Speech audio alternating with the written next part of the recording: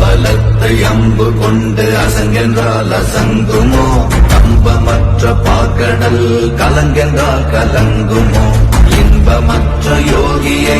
இருளும் வந்து அணுகுமோ செம்பொன்னம்பலத்துளே தெளிந்ததே சிவாயமே ஓம் நமச்சிவாய ஓம் நமச்சிவாய ஓம் நமச்சிவாய ஓம் நமச்சிவாய ஓம் நமச்சிவாய ஓம் நமச்சிவாய ஓம் நமச்சிவாய ஓம் நமச்சிவாய